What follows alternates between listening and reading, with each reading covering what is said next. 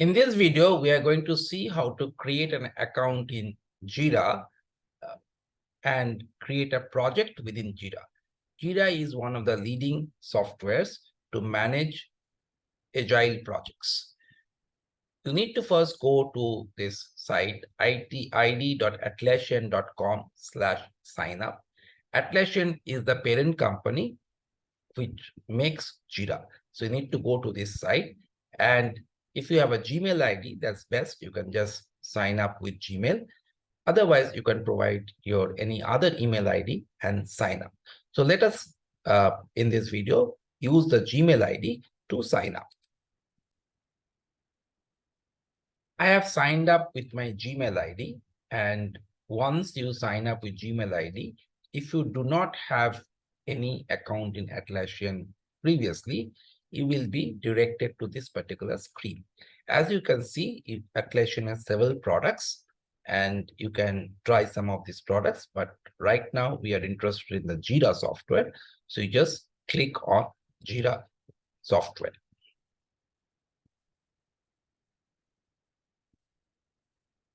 You'll be taken to the screen where you need to go to get it for free. So the one that we are using is the cloud version of Jira software, which is available for free forever. However, in enterprises, you typically would use an enterprise version of Jira, which is hosted on a server. The features are more or less the same. There are, of course, certain differences. In this particular video, we are only looking at the free cloud version because that is mostly used for the purpose of training. So we'll just go to get it for free. It will be taken to this particular screen. It is asking if we want to select any other product apart from Jira. As of now, we are not interested, so we will not select any of those. Just go to next. As you can see, no credit card is required for creating this account. Now, at this point of time, it will ask you to give a subdomain name. Now, Atlassian is going to create a subdomain with the name that you provide, and that is the subdomain which you are going to access when you are creating the project. You need to ensure that your subdomain is unique. That means if there is some other subdomain in Atlassian.net with the same name, it will not allow you to create it. For example, let's say if I give my own name, it is checking whether it's available. It says that this is already taken, so I cannot use it. So let me use something else. Let me call it. Let me see if I get this. Okay. So it appears this is available. So I've given this name. Now, usually this name would be the name of the company or name of the product which you plan to execute and manage. So that's the normal practice, that you give it to the name of the product.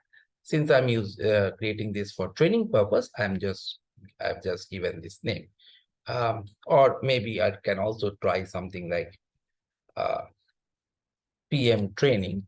Let's see if it's available. Not available because it's very common. So let me call it PM training AG, which is my initials, and is available. Then let us go ahead with this particular subdomain. Say agree.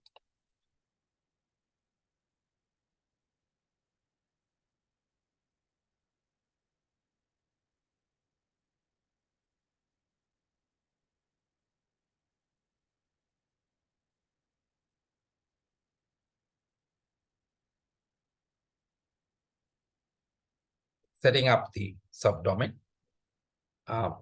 It asks some questions just to know about the account creator.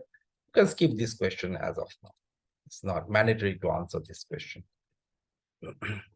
It takes a couple of minutes to set up the subdomain. As you can see, the site is being set up. We'll just wait for the site to set up and come back over here. Yeah, I think it's almost done.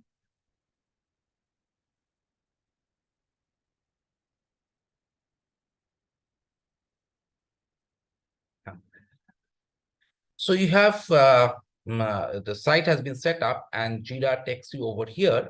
Now, those of you who are aware of Agile, you know that there are different types of Agile project. For example, Kanban, which is typically used for continuous integration, continuous deployment kind of a project.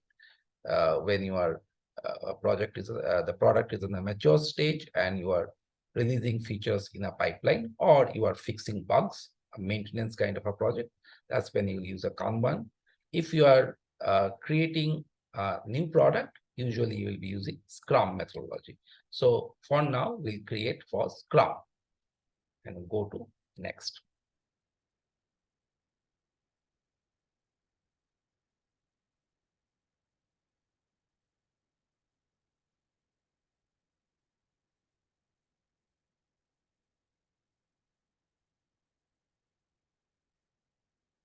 So by default, it has created the first project for me. However, this project may not be suitable for me. I'll soon explain why. Uh, if you go over here, you'll see that this first default project has been created. Now, we may not be using this project because this project does not have an option to have an active sprint. And usually in a Scrum project, you need an active sprint. It doesn't have a view of the active sprint. So I will not use this project. In most of the cases, you will not probably use this project. Instead, you go to view all projects and will create a new project from here. Now, the reason why it doesn't have all the features is because by default, it creates something called a team managed software. Team managed software is meant for smaller softwares, and it doesn't have all the necessary features which you typically like to explore in an agile project. So we will not use it. Instead, we'll go and create a new project, and this time we are going to create a project which is not team managed, but company managed. So you need to note this, because if you use a team managed project, many of the features of agile project management may not be available to you. So we'll go to create project over here, and it is asking me what type of project you want to do. We again want to do a Scrum, select that. And now you see it asking me to select a template. Now, once you say use template, it will give me an option of whether I want to go for a team managed project or I want to go for a company managed project. By default is a team managed project. And we saw that a team managed project does not have the ability to have a view of the active sprint. So we'll select a company managed project. So now we have a Scrum project type and the company managed project. And now we are going to give a name of the project. Again, the name of the project typically depends on the product that you are developing. For me, let me give my name as my first project or something. When I give this name, it takes something called a key, which is a unique identifier for the project. By default, it will take the first 3 letters of the name. We can leave it as it is. We don't need to change the key because this is something that Jira internally identifies the project with. And we will go to next from here.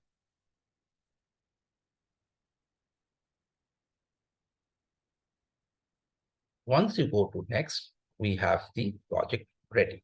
Usually after creation of the project, you need to do a few setups. For example, if you want to add new team members to your project, you can go over here and you see user management. So this is the place I can add my team members. The free version of Atlassian allows you to add 10 team members. So I can add up to 10 team members, including myself. So let's say I want to add some other person as a team member. I can add the address over here. Let me give one of my addresses here itself as a team member. And once I invite the team member will receive an email in this address And once the team member clicks on that invite, team member will have access to this Jira. As of now, I'm not inviting it. So let me go back. The next thing is that a Jira project will have a board. The board essentially shows you the status of the various issues in the sprint. Now, this board will have some board settings. So the board settings are available over here. So there are many things that you can do in the board settings. I will just show you some of the important settings that are necessary to track the basic characteristics or the basic KPIs of a project. For example, I can have some additional statuses. Right now, there are only 3 status to do in progress done. If I want, I can add some more statuses over here. Usually, for Agile, you don't have too many statuses because that makes it cumbersome to monitor. Many times you may have another status called testing, but not too many of them. As of now, I'll leave it over here. There's something called swim lanes, and I can say the swim lanes are based on what parameter. I can select the option of assignees. That means the swim lanes will be based on assignees. There are certain filtering options that you can use. You can use a language called JQL or Jira Query Language. At this point of time in this video, I'm not covering that. Now, in the Jira board, the user stories are captured in the form of cards. So you can say the card colors are based on certain parameters. And you can define, for example, the card colors are based on priorities. That means the highest priority card will be deep red, and like that, the card color will change, indicating the priority. I may do certain things on card layout, but in this particular video, I'm not getting over there. In the estimation, usually Agile does user story estimation based on story points. So the estimation statistics by default is story point, but if I can choose others as well. But normally most industries will use story point. And when you do the time tracking, that means you record the time against each user story and try to figure out how much time actually has been consumed for the user story. You are able to do the time tracking on basis of that. So for time tracking, you can mention that it should be based on remaining time estimate. Okay, you can define some of the what are the working days by default. The weekends are free. So if in your organization you have a different working day, you can mention that. And there are a few other settings that are there in the issue detail view. So in the issue detail view, what are the things that you want to see? You set certain things that you don't want to see, you can remove them. If you want to add some additional statuses, you can add it over here. Right now, I'm not changing anything. It also gives you the timeline. So right now the timeline is enabled. So we leave it like that.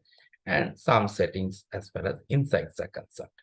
Okay, so whether you want to see the sprint burn down chart, sprint progress, etc. These are typical mechanisms to track the progress of a project.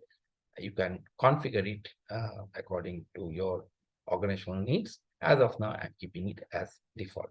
So once you are done with this, you are ready with the configuration of your Jira account. And now you can start entering your user stories in the backlog.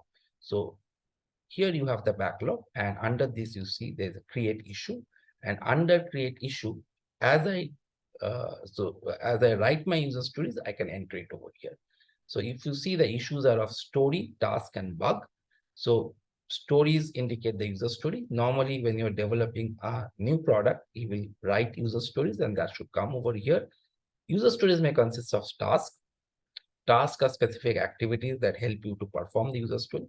For example, if I have a user story which says that as a shopper, I want to search products by category so that I can find my products easily. So these user stories are written in a specific format, This format is called a connextra format. And against these user stories, I can have specific tasks. For example, I may need to create a wireframe. I may need to create a database. I may need to do a testing. So all of them will come as a task for this user story. So I can create task, create a wireframe for searching products by category. So by default, the user story and the task are independent of each other, but you can create the dependency by double-clicking over here. And on the right-hand side, the details of the task will open. Okay. And you can say whether this task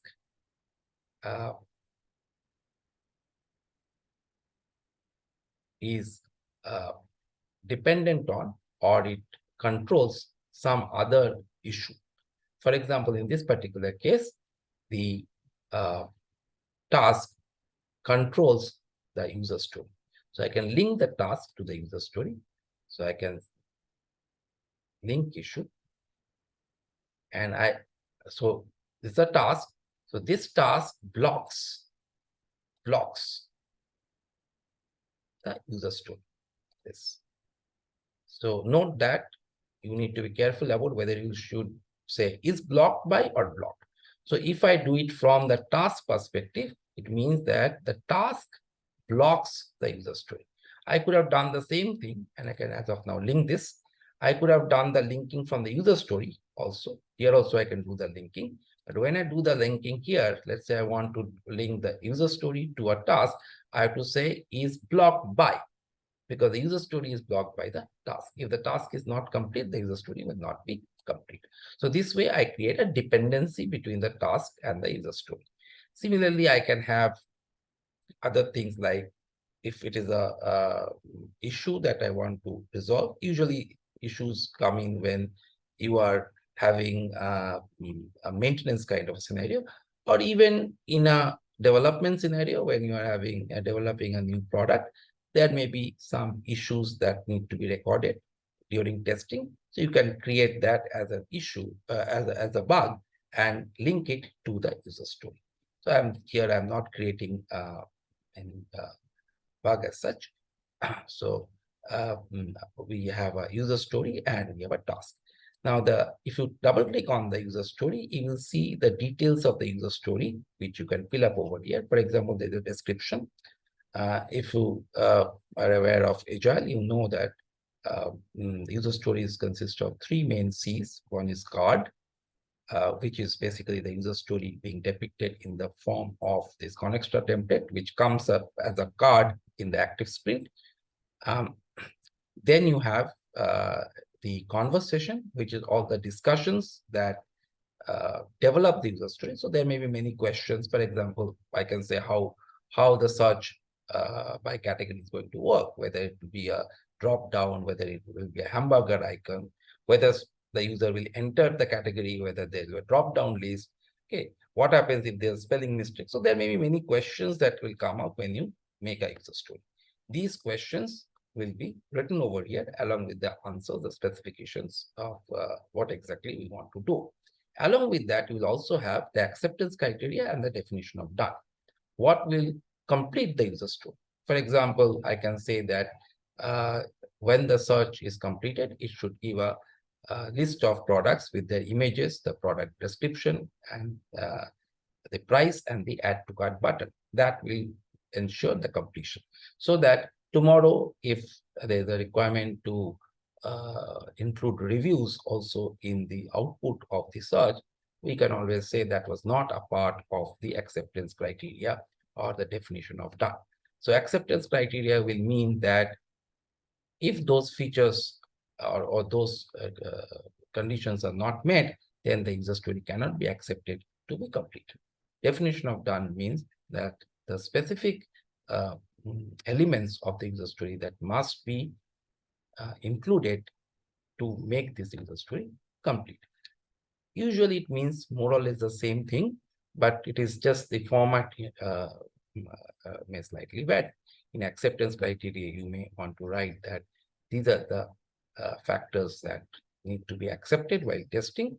And in definition of done, you may say that these are the elements that should be there in the user story. Then you can define who is assigned to work on this user story, was reported, what is the priority. So usually when you are creating a sprint backlog item from a product backlog item, you define the priorities. So you can define the priorities from here. You have other fields. For example, here you can define what is the story point for this particular user story. What is the original time estimate? Usually in organization for a particular project, there will be an equivalence between a story point and the time taken that will be maintained over here. So as and when you log the time, this time will be coming over here. If you have created an epic, the epic link will be placed over here, and few other things are available, and you update the user story as you go along. Now, once you have created the user story and you've created a sprint backlog item, so once among a list of user stories, you select few which will be used for the purpose of a specific sprint. You will drag and drop these user stories that has been selected for the sprint into this sprint. So to go over here.